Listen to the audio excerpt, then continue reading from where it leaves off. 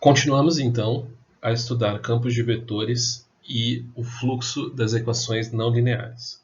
Daqui em diante, a menos de uma menção explícita ao contrário, nós vamos sempre supor que o nosso campo f é um campo de classe C1, definido num aberto do Rn, e todas as soluções de x igual a fx têm um intervalo máximo em R.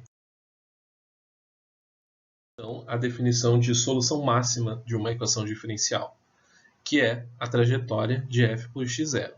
Nesse caso, a curva integral que vai ser definida pela imagem da trajetória de x' igual a f de x por x0, por esse ponto x0, nós chamamos de órbita de f por x0.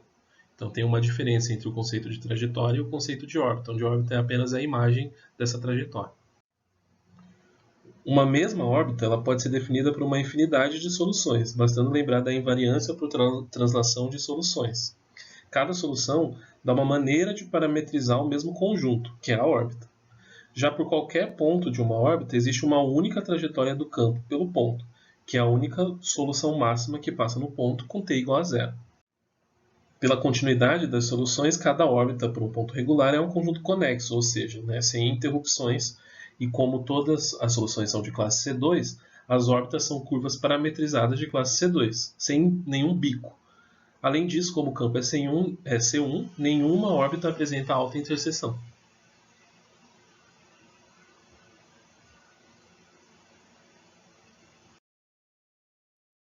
O objetivo aqui, então, é entender o retrato de fase de um campo não linear F qualquer, mesmo sem a gente ter conhecimento explícito das soluções. Esse retrato de fase ele é uma partição do espaço de fase em algumas órbitas orientadas. No caso de campos unidimensionais, que é muito particular, o retrato de fase é muito simples, pode ser visto num exercício. Mas agora, por alguns resultados anteriores, nós sabemos que o fluxo de um campo ele dá toda a informação sobre o retrato de fase desse campo, porque ele contém o comportamento global de todas as trajetórias desse campo.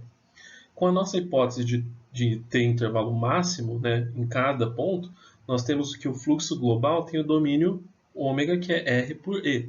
E aí a gente consegue, dos resultados anteriores, perceber que o fluxo ele satisfaz a equação, essa equação diferencial, derivada do fluxo em relação ao tempo igual a F, como a gente viu antes, e além disso, vale a propriedade de grupo do fluxo, que o fluxo em T mais S é o fluxo em T composto com o fluxo em S, como uma continuação. O fluxo no tempo T mais S ele é uma continuação de T, unidades de tempo, a partir do fluxo no tempo S. Bom, isso quer dizer que o fluxo de campos não lineares ele tem a propriedade que a gente estudou há um tempo atrás, que ele é um sistema dinâmico. Nesse caso, ele é um grupo a um parâmetro, o grupo a um parâmetro, nesse caso o T, que é um grupo a um parâmetro de diffeomorfismos nesse espaço de fase E. Importantes no retrato de fase de um campo, que são as parametrizadas por trajetórias singulares e as por trajetórias periódicas. E aí a gente introduz as definições, que a órbita de uma singularidade ela vai consistir apenas num único ponto, que é a própria singularidade. Nós chamamos isso de órbita singular. E a órbita descrita por uma trajetória periódica é chamada de órbita periódica, e o período é o período da trajetória periódica. Para descrever uma órbita periódica de período t uma única vez, basta que a gente percorra um intervalo qualquer de comprimento t. A gente vai entender o comportamento de qualquer campo na vizinhança de alguns pontos regulares, ou seja, alguns pontos que não são singulares. E no fim dessa apresentação, vocês vão ver que a gente pode caracterizar o movimento desse fluxo como sendo um fluxo tubular, mas antes a gente precisa introduzir alguns conceitos de conjugação. Então vamos partir para o primeiro exemplo, em que a gente considera a equação diferencial x' igual a menos a vezes cotangente de x. A gente consegue resolver essa equação por variáveis separáveis, e aí a gente chega na solução como sendo x igual a arco cujo cosseno é c e elevado a t. Bom, nós podemos então fazer uso de uma mudança de variáveis. Essa variável y igual a cosseno de x. A gente troca a coordenada x da equação original para essa coordenada y de uma equação associada, que vai ser y' igual a menos seno de x vezes x', que é a cotangente de x vezes seno de x. Nesse caso, a gente tem, então, y' igual a A vezes y. E aí a solução da equação é c e elevado a t. Desfazendo a nossa mudança de variáveis, a gente tem que x é igual ao arco, cujo cosseno é c e elevado a t, como a gente viu antes. Vocês poderiam contra-argumentar que y igual ao cosseno de x não é uma mudança global de variáveis, né? Uma vez que cosseno ela não é uma função injetora para todo o domínio. Nesse caso, a gente pode resolver a equação localmente e colar soluções pedaço a pedaço. Aqui, então, a gente está fazendo uma mudança de variáveis de R em R, que transforma y em cosseno de x, e x é o arco cosseno de y. A gente tem para mudar as coordenadas para um problema mais fácil é que não existe uma maneira muito natural da gente adivinhar qual é a mudança de variável que a gente tem que fazer.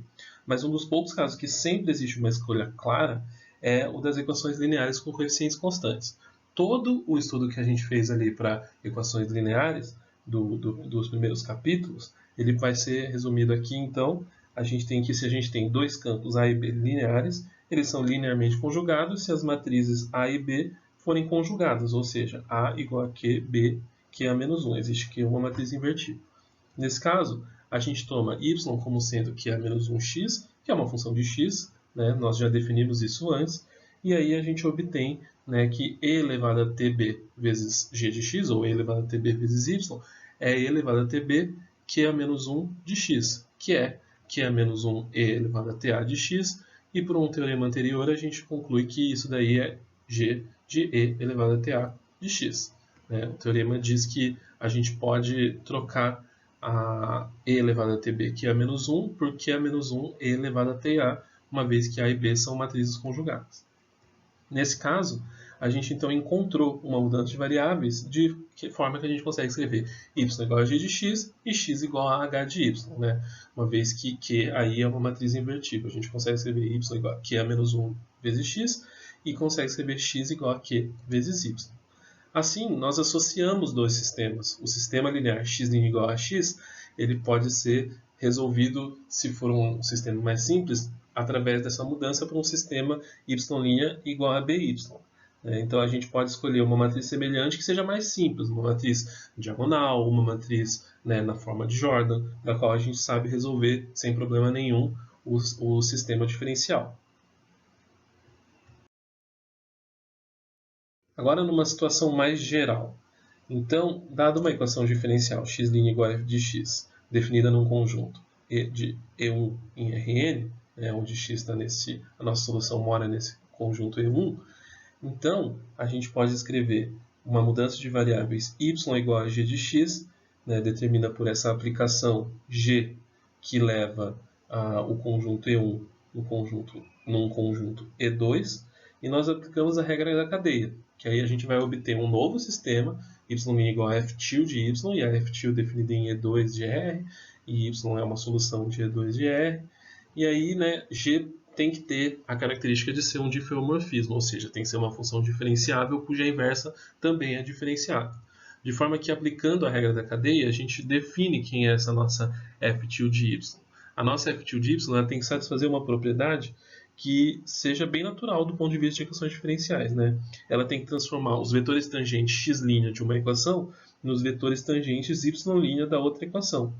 E é fácil de verificar isso, né? A gente consegue entender através do diffeomorfismo do conjunto E1 e E2 que a gente tem duas equações diferenciais associadas, mas que pode sair de uma para outra, de um espaço para outro, de um conjunto para outro, através desse diffeomorfismo. Notem que se y de t igual a g de x de t, então y' de t pela regra da cadeia é a derivada aqui, né, a derivada como aplicação, derivada de g no ponto x de t, aplicado ao ponto x' de t, o vetor tangente de x. Assim, a gente sabe, definindo f' como sendo dg de x vezes f de x, então x de t pode ser pelo diffeomorfismo, escrito como sendo a imagem inversa de y de t, imagem inversa sobre g. E assim, x' de t é dg a menos 1, a derivada de g a menos 1 em y de t vezes y de t.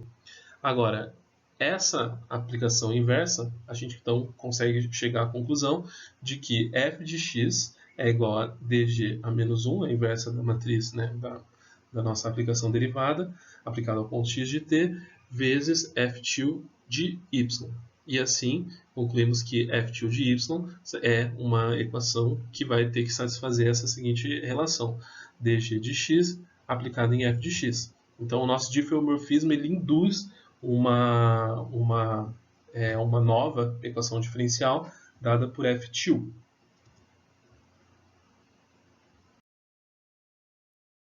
Que vocês devem estar carecas de saber, que é bem conveniente no plano, é das coordenadas cartesianas para coordenadas polares. Mas, a rigor, para a gente ter um diffeomorfismo global, a gente precisa ter uma certa restrição no domínio das nossas funções, né? Então, a gente tem que retirar uma semirreta iniciando na origem. Em geral, a gente trabalha no plano perfurado, né, R2 sem o zero, tomando cuidado com a indeterminação angular das coordenadas polares.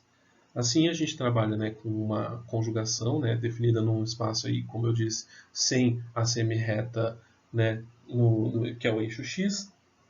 E essa função ela só é injetora quando ela é restrita a um retângulo vertical infinito. E ela só é contínua se a gente se restringe ao retângulo aberto. Nesse caso, a gente define a nossa mudança de variáveis, né, como sendo r cosseno θ, r seno θ. Então, a gente pode entender a inversa dessa mudança de variáveis, né, como sendo r igual a raiz de x1 ao quadrado mais x2 ao quadrado, que é o módulo, né, o tamanho, a norma do vetor, seria o raio, e θ é o arco da tangente, arco cuja tangente é x2 sobre x1. Bom, então, se a gente tem uma função f1 de R2 em R2, a gente pode definir a nossa mudança de coordenadas aí, de cartesianas para coordenadas polares, como sendo de 1 para E2, né? E2 é esse espaço em que nós estamos pensando esse retângulo aberto, e aí H seria, né, a aplicação inversa de E2 em E1. Bom, então para essa F1, nós definimos então, conforme visto, uma F2 como sendo a derivada de G aplicada ao ponto H de θr, e isso aplicada em F1 de H de θr. Assim, a nossa F1 vai ser a inversa, né? Então a gente tem uma relação aqui, já que nossa G é definida como um diffeomorfismo local, então essa conjugação, mesmo que ela esteja definida somente no plano sem a semirreta, a gente diz que fora da origem a F1 é diferenciavelmente conjugado a F2 através dessa mudança de coordenadas. E isso vai nos dar a nossa definição a seguir.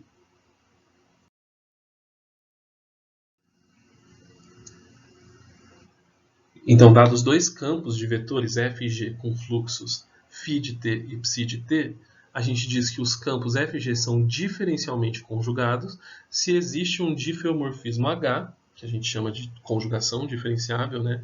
Tal que G composta com H seja H composta com F, né? Então aqui pode ficar um pouco confuso com o que eu defini anterior, uma vez que aqui eu estou F e G dados duas funções qualquer, e H é a nossa conjugação diferenciável.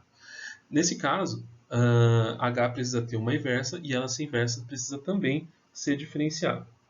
Bom, além disso, a gente tem também uma definição associada, que é que a gente pode dizer que dois campos são topologicamente conjugados se tem, em vez de um diffeomorfismo, um homeomorfismo, que a gente chama de conjugação topológica, que também satisfaz essa propriedade acima da composição. Ele tem que ter um homeomorfismo, então ele tem que ser invertido. Bom, isso é muito importante, né? A gente precisa entender qual seria a fundamental diferença entre um campo ser diferencialmente conjugado de um campo ser topologicamente conjugado a outro. Toda conjugação diferenciável ela é uma conjugação topológica, mas tem vezes que a gente obtém um homeomorfismo que conjuga dois campos sem necessariamente ter um diffeomorfismo que os conjugue. Por exemplo, né, a gente já viu que é possível a gente classificar todos os campos lineares de acordo com seu índice de estabilidade, né, aquele número de altos valores com parte real negativa, pelo menos se a gente tirar aqueles casos degenerados. Mas assim, se a gente diz que um campo ele é um campo linear, por exemplo, ele é hiperbólico se todos os seus altos valores generalizados têm parte real não nula. Então a gente consegue mostrar que dois campos hiperbólicos, quaisquer, são topologicamente conjugados se só se eles têm o mesmo índice de estabilidade, ou seja, ele tem o mesmo número de autovalores com partial negativo. Além disso, né, nós temos que é possível ter regiões em que a gente não consegue fazer uma inversão ou não consegue definir um diffeomorfismo global para toda nosso domínio. Então, nesse caso, a gente opõe o conceito de diferencialmente conjugado e diferencialmente topologicamente conjugado globalmente a uma coisa que é localmente topologicamente conjugado ou localmente diferenciavelmente conjugado. Então a gente diz que existe uma conjugação local, né? Ou seja, que a gente consegue restringir o nosso domínio a um aberto menor e definir essas funções de conjugação, diferenciável ou topológico. Mais para frente a gente vai ver que a gente sempre consegue encontrar uma mudança de variável universal conveniente, né, fora de uma singularidade, né, que é o que a gente vai ver sobre fluxo tubular. As conjugações, mesmo a conjugação topológica, elas mantêm essas propriedades dinâmicas dos campos. Então ela leva uma trajetória numa trajetória, ela preserva o aspecto do retrato de fase e, por exemplo, toda conjugação topológica leva uma singularidade numa singularidade e uma órbita periódica numa órbita periódica de mesmo período. No exercício, então, vocês encontrarem uma conjugação topológica, né? Ou seja, uma mudança de variáveis aí que a gente consiga transformar a seguinte equação diferencial na equação diferencial em coordenadas θr. Claro que aqui, né, a natural vai ser procurar uma coordenada polares, até pelo nome das variáveis θ e r. Então, mostrem que essa equação x1' x2', ela é diferencialmente conjugada a essa equação θ'R'. Então, começar a estudar uma equação na vizinhança de um ponto que ele não é de equilíbrio. E aí, para isso, vamos entender aqui uma equação muito simples, né? Que é a equação dada por um campo f barra, que a gente diz que é o campo constante.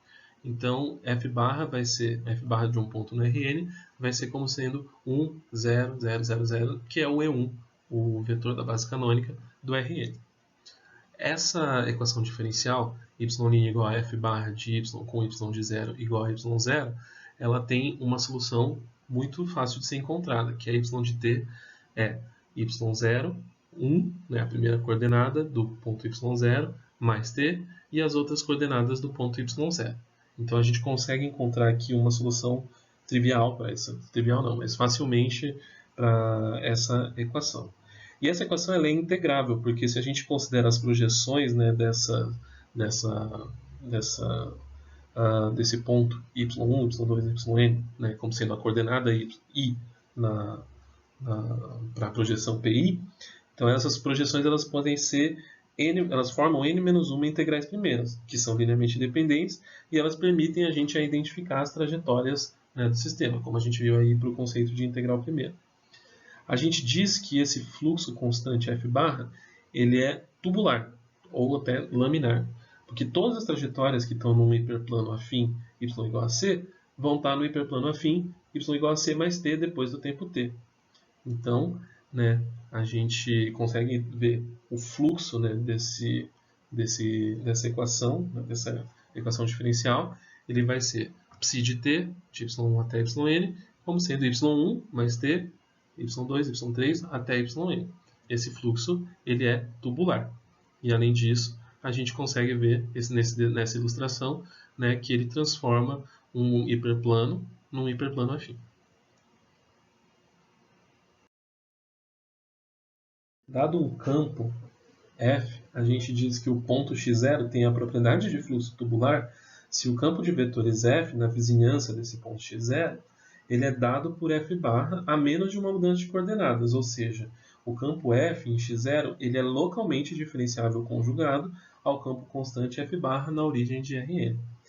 Então, precisamente, né, dado esse ponto x0 em E, onde a gente considera uma vizinhança desse ponto, um aberto U dentro de E, então a gente tem que existir um aberto W em Rn-1, uma constante R maior do que zero e um difeomorfismo G definido de U no conjunto menos R vezes W. Esse G tem que ser um difeomorfismo e o fluxo da F, né, dessa F que a gente está definindo, esse fluxo φt, ele vai ter que ser localmente diferencialmente conjugado ao fluxo ψt, que é o fluxo da função f bar, né, da função que a gente viu que ela é constante. Então, o que a gente tem com isso? Uma conjugação localmente diferenciável, né, uma conjugação diferenciável local que conjuga os fluxos φ de t no ψ de t. E assim, a gente tem que ψ de t, g de x, tem que ser g de φ de t de x. E nesse conjunto que a gente definiu aí, menos RR vezes W, para todo ponto x que pertence à imagem inversa de 0W, certo? Nesse intervalo de tempo aí restrito.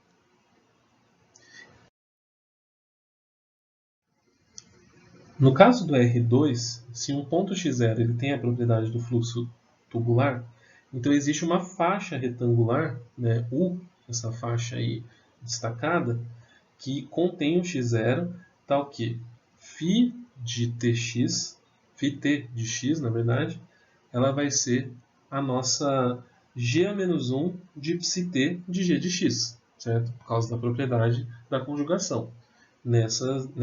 Onde x está nesse conjunto aí definido como a imagem inversa de g de 0 vezes menos 1 e 1, e t restrito ali a um tamanho, né, nesse caso 1.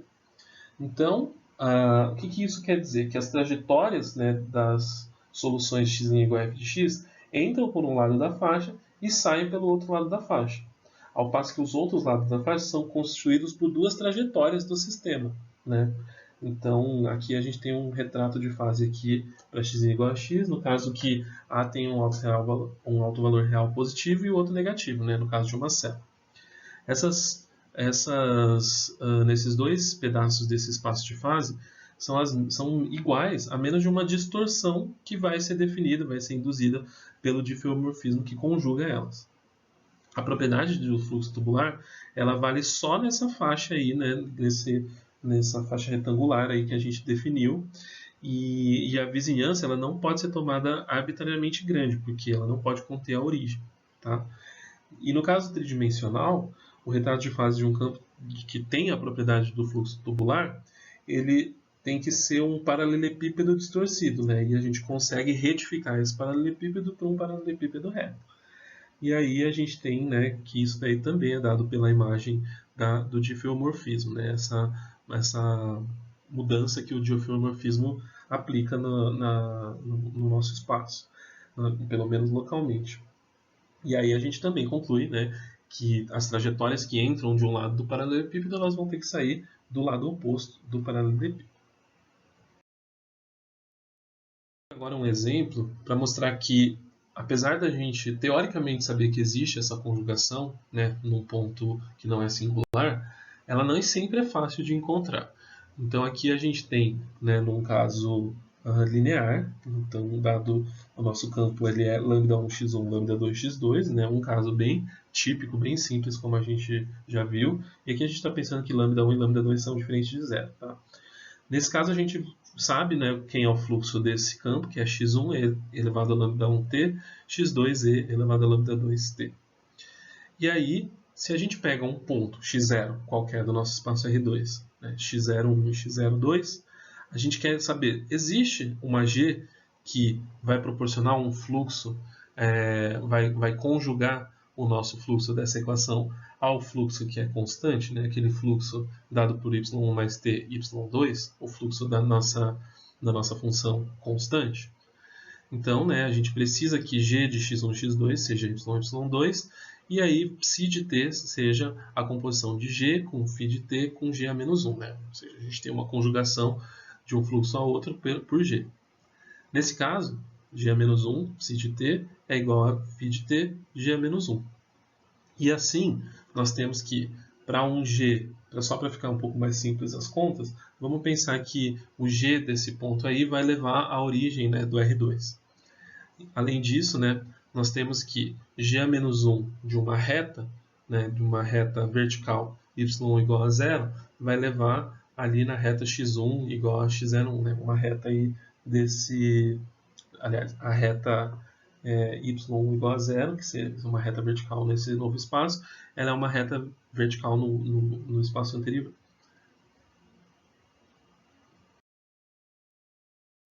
Essas simplificações que a gente fez sobre as retas verticais e que g de x1, x01 e x02 é 0, 0, nós temos então que g-1 de y, y2, né, dado como a nossa x1, x2, que dependem de y, y2, já que é uma mudança de coordenadas, e no 0 a gente tem então aqui que isso deve ser g-1 de 0, y2, né, uma vez que a gente definiu ali que na reta vertical y igual a 0, né, a gente está indo para a reta vertical x1 igual a x0, x01. E aí nós temos também, portanto, que o fluxo aplicado nesse g-1 de y, y2, ele vai ser x1, dependente de y, y2, e elevado a λ1t, x2, dependendo de y, y2, e elevado a λ2t. E assim, também temos que a propriedade inversa ali, g-1 do psi de t, né, esse novo fluxo aí, o fluxo da função constante, ele vai ser g-1 de y mais t, y2 pela definição desse fluxo, igual a x de y1 mais t, y2, x2 de y1 mais t, y2.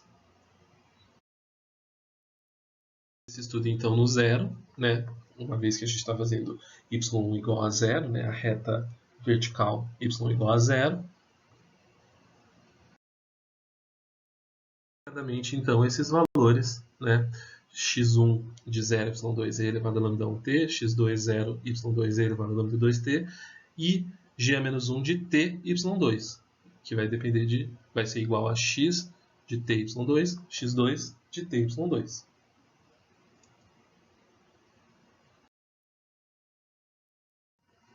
E aí nós temos então que identificar essas duas, essa é uma condição para a qual nós estamos impondo para essa função g, né, que φt de g-1 é igual a g-1 de psi de t.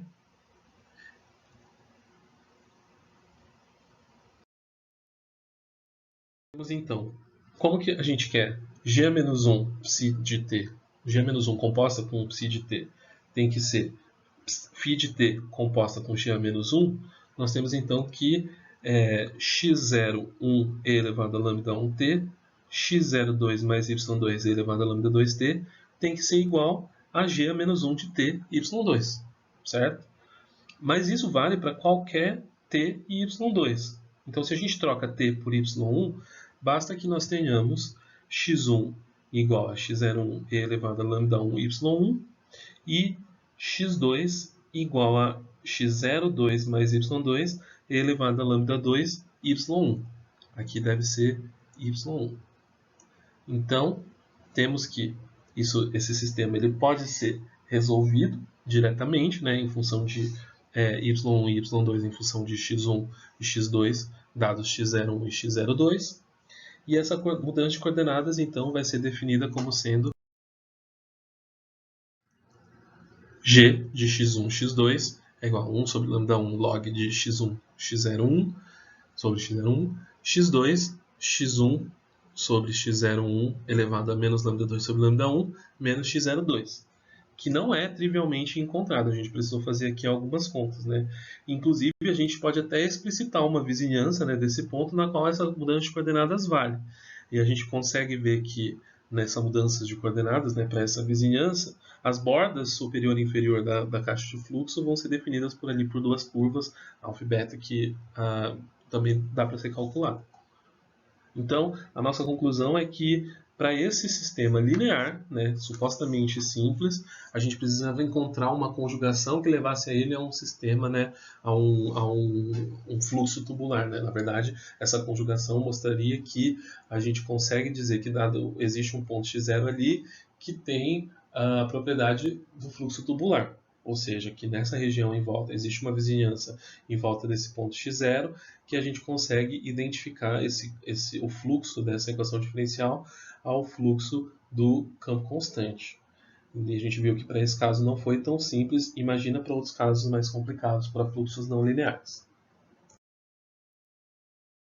A gente tem uma propriedade que, por mais que a gente não encontre de fato essa conjugação, a gente consegue demonstrar que localmente em torno de um ponto que não é de equilíbrio, esse exemplo ele sempre pode ser reproduzido, embora não necessariamente explicitamente. Ou seja, em torno de um ponto que não é de equilíbrio, todo o campo se comporta mais ou menos como o campo constante f bar. E aí a gente enuncia o teorema do fluxo tubular. Dado F um campo de classe C1 no aberto E de Rn, se x0 não é um ponto de equilíbrio, então x0 tem a propriedade do fluxo tubular.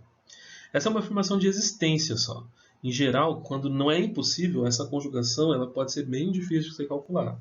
Então, se x0 tem a propriedade do fluxo tubular, então o campo restrito a uma vizinhança U de x0 é sempre integrável. Isso é importantíssimo. Por quê? Porque a gente consegue considerar apenas as projeções, né, as projeções nas diferentes direções do Rn, e observar que as projeções compostas com esse diffeomorfismo, né, com esse diffeomorfismo que é a conjugação, ela vai dar um conjunto de n-1 integrais primeiras que vão identificar as trajetórias do sistema. Tudo bem, a gente sabe que isso é, em teoria, possível, mas não necessariamente a gente vai conseguir encontrar esse diffeomorfismo, essa conjugação. No entanto, localmente, em torno de um ponto que não é de equilíbrio, qualquer sistema é integrável.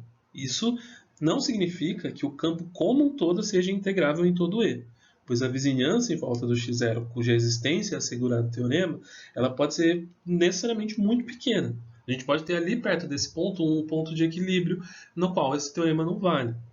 Então, permanece o problema de saber se o sistema ele é integrável globalmente, se a gente consegue integrar as primeiras em um número suficiente para todo o espaço de fase. E ele dá uma resposta completa para o que acontece em torno de um ponto que não é de equilíbrio.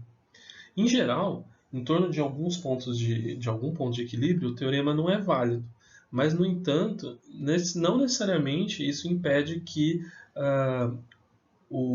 a equação diferencial ela pode ser integrável em torno de um ponto de equilíbrio. No caso da mola sem atrito, a gente consegue ver ali que dava para encontrar uma trajetória, né, daqueles círculos de energia total e que era globalmente integrável, embora em torno de um ponto de equilíbrio. A demonstração desse teorema fica para uma próxima apresentação. A gente nos vemos na próxima. Até mais!